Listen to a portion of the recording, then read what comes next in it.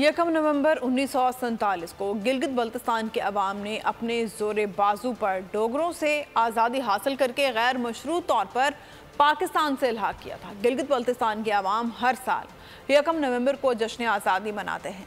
इस सिलसिले में गिलगित बल्तिस्तान में कई तकारीब हुई, जिसमें सिविल और फौजी हुकाम ने शिरकत की।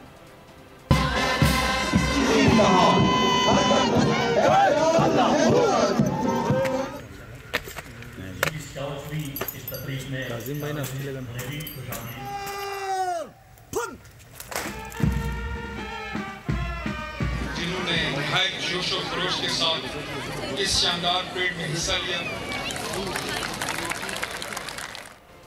नेशनल शूटिंग चैंपियनशिप 2023 के मुकाबले जारी हैं।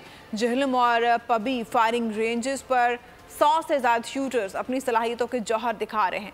चैंपियनशिप में शूटर्स के स्कोर को पाकिस्तान लॉन्ग रेंज शूटिंग की कौमी रैंकिंग की तश्कील के लिए शुमार किया जाएगा। हर कैटेगरी के 3 बेहतरीन खिलाड़ियों और टीमों को सोने, चांदी और कांसी के मेडल्स दिए जाएंगे। सब्सक्राइब करें और बेल दबाएं ताकि कोई खबर रह न जाए।